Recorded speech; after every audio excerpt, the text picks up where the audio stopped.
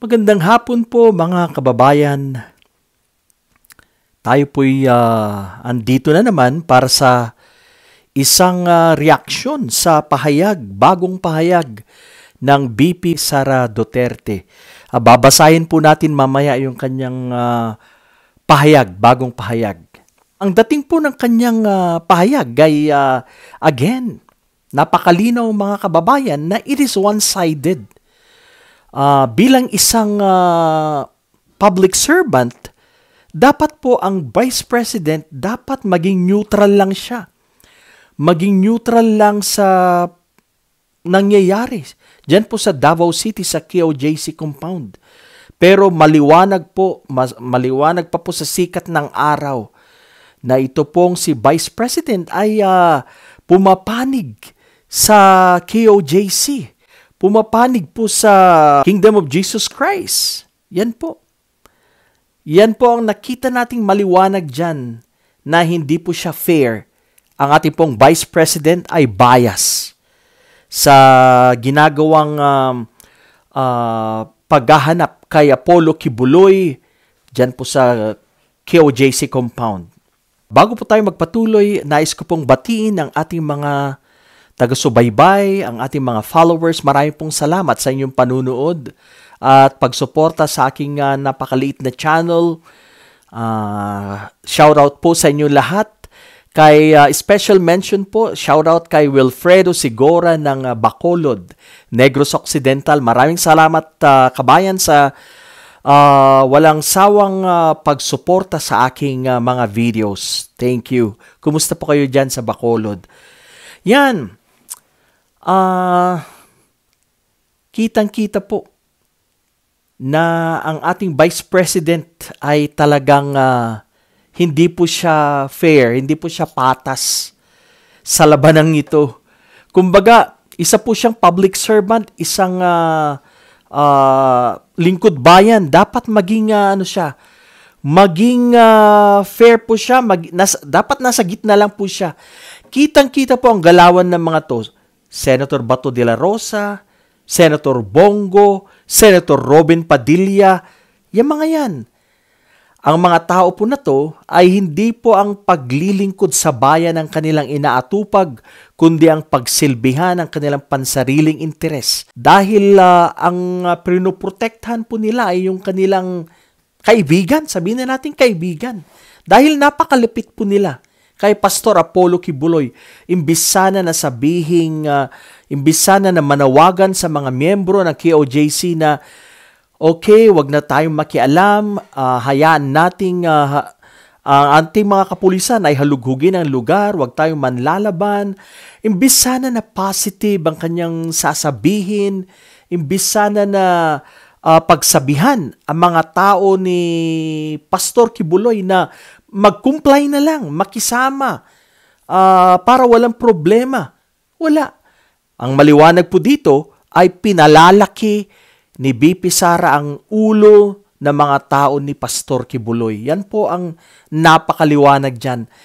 Para po sa akin, hindi tama yung kanyang panawagan, yung kanyang pahayag. Ito ay hindi tama.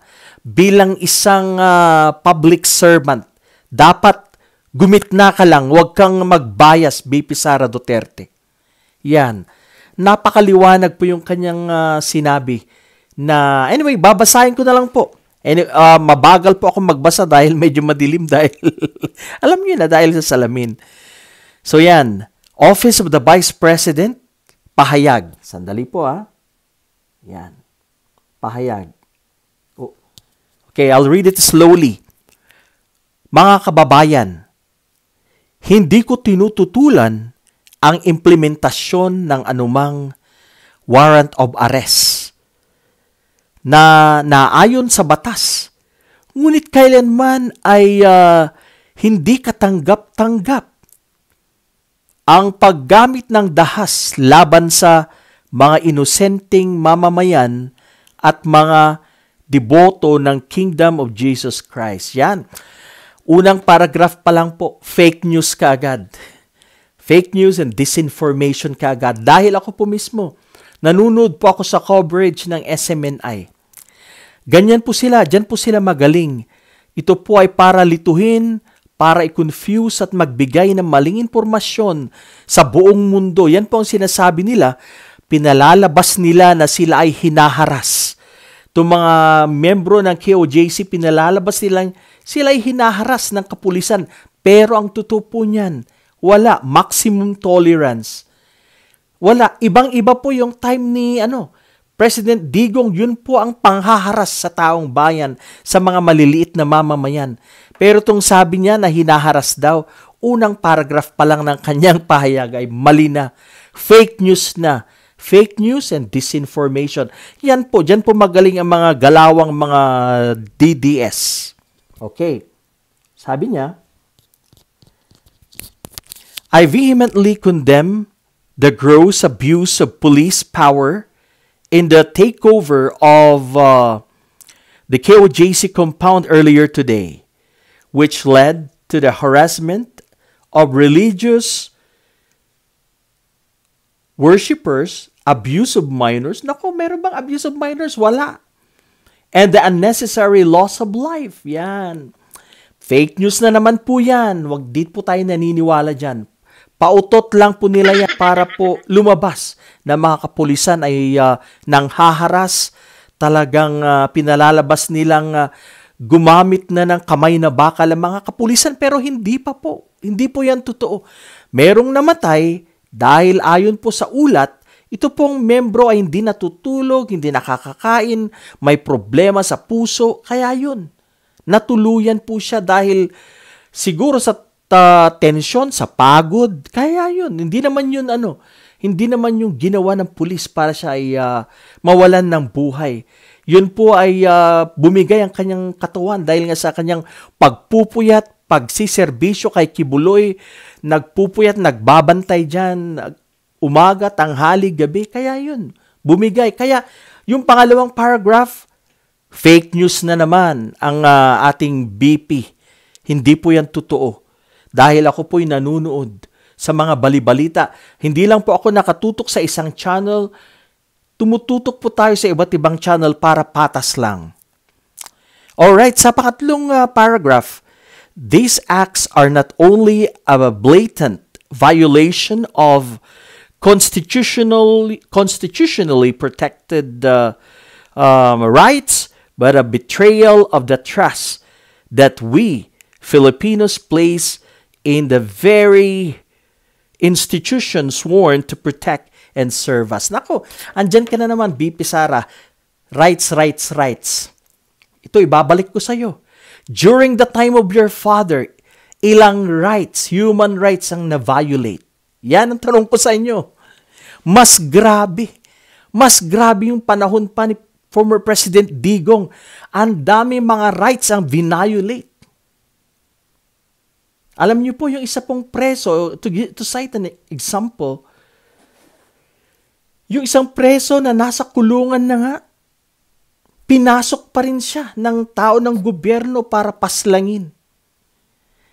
Saan yun yung right ng isang, kahit na isang preso, may karapatan ka pa rin dyan.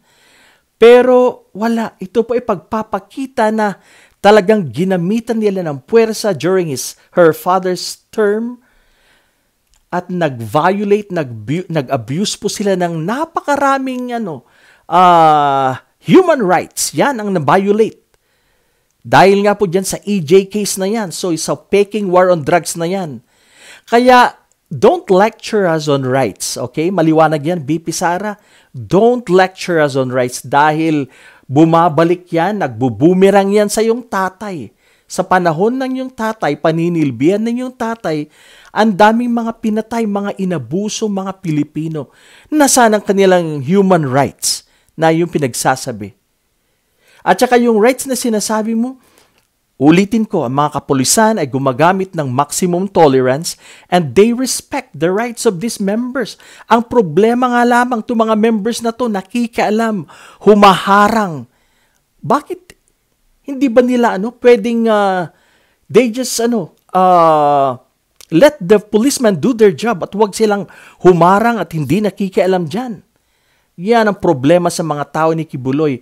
Talagang binubuwis na nila ang kanilang buhay para lang sa kanilang puon, para sa kanilang pastor. At itong pastor naman nila, makikita mo na he doesn't care. Kahit na nalaman na niyang may nawalan ng buhay, may namatay, hindi pa rin sumuko. Ayaw pa rin lumantad to save the lives of his people.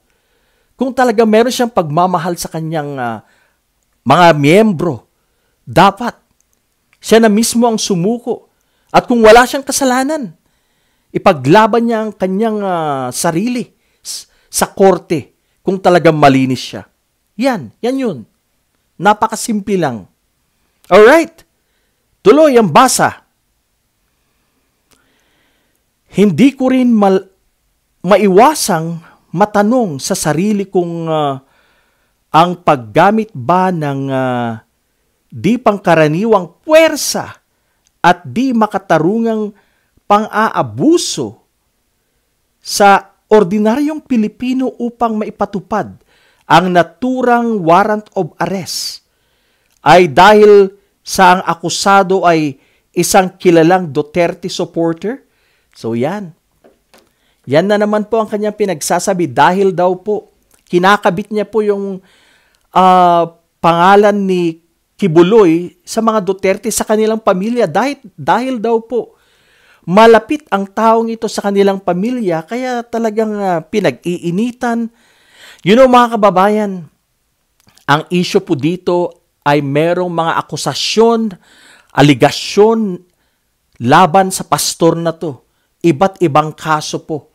Sexual abuse, child abuse, money laundering, etc., etc. Ang dami niya pong kaso sa Pilipinas, sa US. Ang dami po, name it. Kaya, sinasabi nila, iniugnay na naman nila ito sa kanilang pangalan daw. Na dahil daw supporter po ito ng Duterte. Kaya ganyan daw po nila tratuhin ang KOJC. Pero mali po yan. Ito po ay pagsuserve lang ng warrant of arrest para sa isang taong inakusahan. Napakaraming accusations.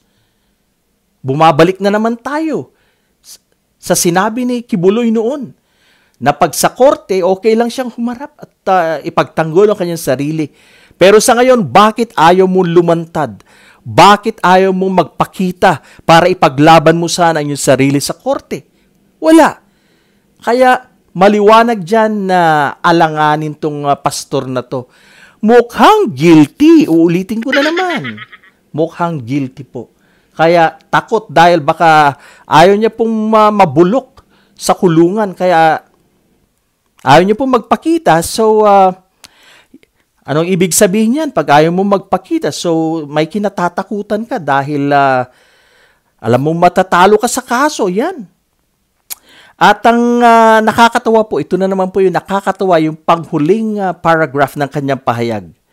Kaya nais ko ring humingi ng kapatawaran. Naku, parang bata to.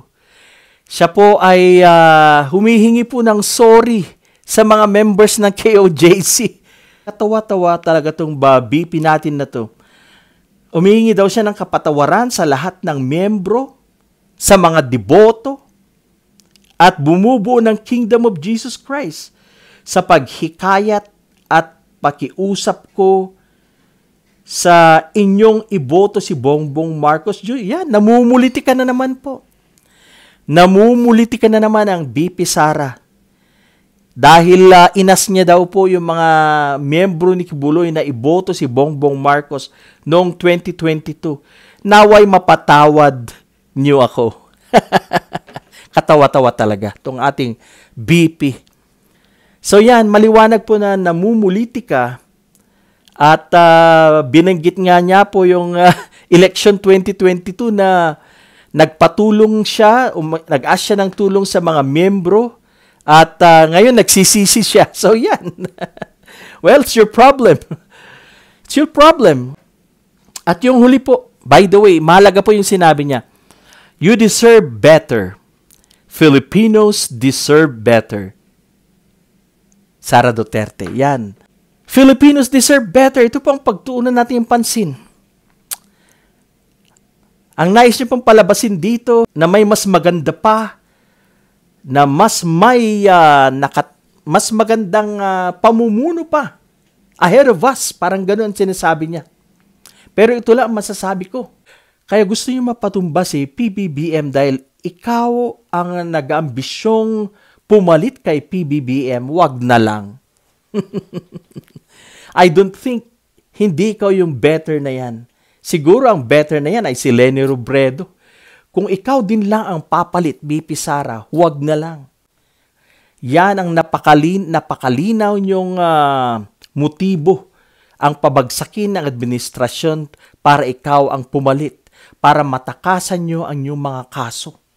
Ang mga accusations laban sa inyo, ICC, sa problema sa war on drugs na peke, at saka yung mga kaso ni Pastor Kibuloy. Yan. Yan ang napakalinaw na dahilan kung bakit gusto niyong palitan, gusto niyong pabagsakin ng gobyernong Marcos. Napakaliwanag yan. Totoo nga naman, the Filipinos deserve better, pero hindi ikaw yun. Kung ikaw lang, wala akong believe sa'yo. Siguradong malalagay tayo or dediretso tayo sa kangkungan, tayo mga Pilipino. Kaya once again mga kababayan, ito pong pahayag na to ay again, punong-puno po ito ng fake news and disinformation. Punong-puno ito ng panlilinlang sa taong bayan. Ang atin pong PNP ay okay lang, ginagawa nilang kanilang trabaho. Hindi naman sila nang haharas ng mga tao. Yung pong mga tao ang gumagawa ng paraan para lumabas na sila po ay inaabuso, hinaharas. Pero ang katotohanan dyan, wala. Ang ating kapulisan ay maximum tolerance. Ginagawa po nilang kanilang makakaya para iserve ang warrant of arrest na payapa. Ito lang mga tao ni Kibuloy ang gumagawa ng mga eksena, mga drama para mapalabas na itong mga pulis na ito ay mga masasama at nanghaharas. Iyan po yan. Iyan ang maliwanag. Mga kababayan, maraming salamat po sa inyong panunood. At sana po'y patuloy po tayong kumapit sa tama, manindigan at ipaglaban po natin ang nag-iisang mahal nating inang bayan. Maraming pong salamat.